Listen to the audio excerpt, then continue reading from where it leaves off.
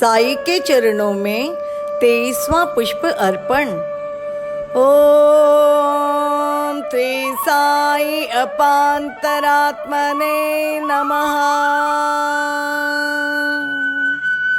जो किसी भी अंतरात्मा से भिन्न नहीं है, यानी आत्म तत्व है, ऐसे हमारे अंतर्यामी श्री साई को हमारा सादर प्रणाम। यह भव सागर पार करने के लिए हमें श्री साई निरंतर सहाय करते हैं।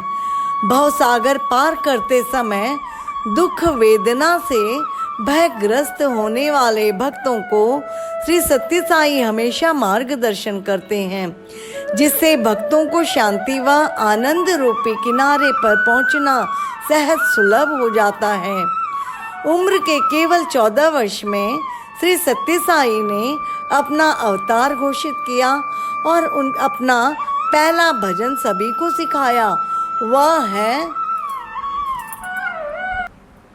गुरु चरणम दुस्तर ब्रह्म सागर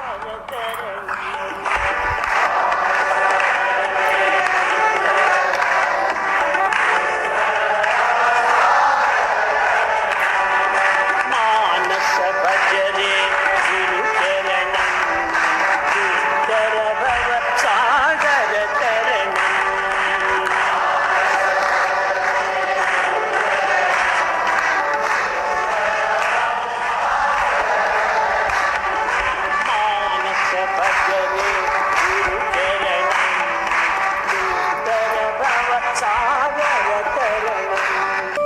इसका भावार्थ यह है कि केवल गुरु के चरण कमल पकड़कर दुस्तर भव सागर तैरना शक्य होता है। ऊपर के विधान की सत्यता सिद्ध करने वाली एक हृदय स्पर्शी कहानी इस प्रकार है। सुप्रसिद्ध नर्तिका व निर्देशिका अमला शंकर अगस्त 1997 में पुट्टपर्ती पहली बार गई थी, इसलिए कि उनकी महामानव नामक बुद्ध के जीवन पर नृत्य नाटिका नवंबर में प्रदर्शित करना था। अन्य सभी महिलाओं से वे दर्शन के लिए बैठी थी, केवल एक उपचार के लिए, अन्यथा उनके मन में स्वामी के प्रति भक्ति की भावना नहीं थी, उल्टा कुछ उनके प्रतिकूल भावना थी। इतने में दर्शन देने के लिए स्वामी आ गए। स्वामी सामने से आते समय उनके चलने का रोब देखकर वे तैरते हुए आते हैं, ऐसा विचार अमला जी के मन में आया। जैसे स्वामी पास आने लगे, वैसे उनका दैवी रूप देखकर उनके मन में स्वामी के बारे में जो प्रतिकूल मत था वह बदलने लगा। इतने में स्वामी उनके पास आए और बोले, उदय शंकर की पत्नी। यह सुनते ही सारी महिलाओं में स्वामी ने मुझे कैसे पहचाना, ऐसा मन में सोचकर उन्हें बड़ा आश्चर्य हुआ। इतने में स्वामी ने मुलाकात कक्ष की ओर अंगुली से निर्देशित किया और आगे बढ़े। अमला शंकर को इसका अर्थ समझ में नहीं आया। तब पास की महिला ने उठकर उन्हें मुलाकात कक्ष की ओर जाने के लिए कहा। जब दूसरों के साथ वे मुलाकात कक्ष में गई, तब स्वामी ने सामने की कुर्सी खींचकर अमला जी को बैठने के लिए कहा और बोले, आपके घुटने में दर्द है ना? बाएं घुटने में ज़्यादा दर्द है। उसके बाद स्वामी ने अमला जी के घर के दूसरे लोगों की पूछताछ की। उनका बेटा आनंद शंकर की ज़्यादा ही पूछताछ की और अचानक बोले, यह ध्यान में रखना, आनंद का तुम्हारे जीवन में ज़्यादा महत्व है। यह वाक्य 4 बार कहा।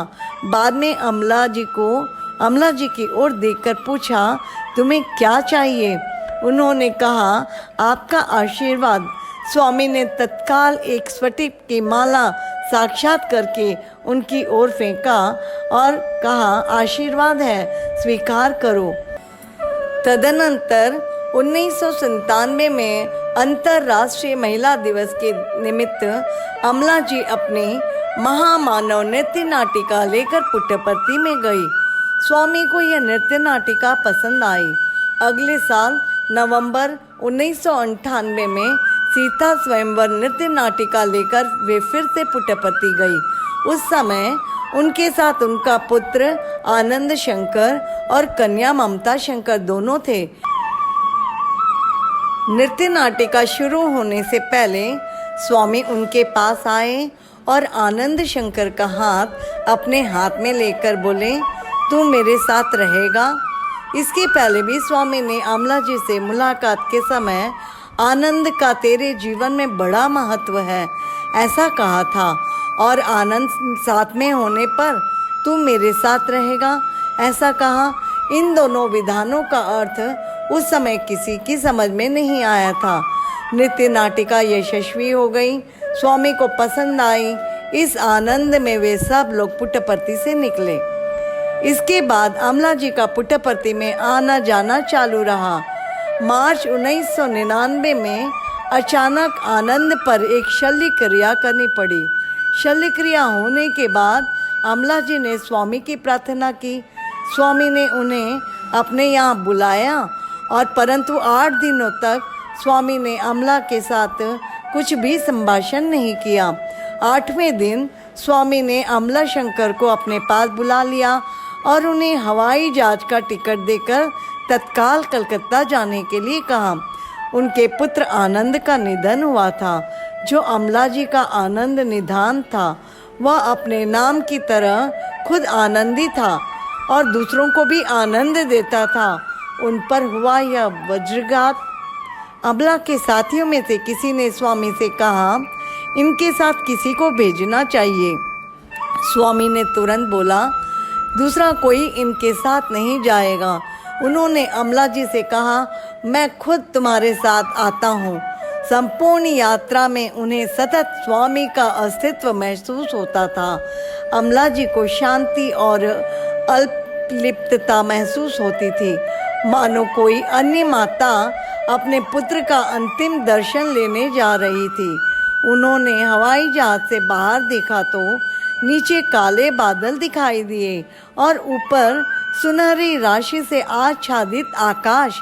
अमला जी को ऐसा लगा स्वामी कह रहे हैं, देखो संकट रूपी बादल तेरे नीचे हैं और परमेश्वरी कृपा इसका वरदान तेरे माथे पर है। जीवन ऐसा ही होता है, इसमें से किसका स्वीकार करना यह आप पर निर्भर है।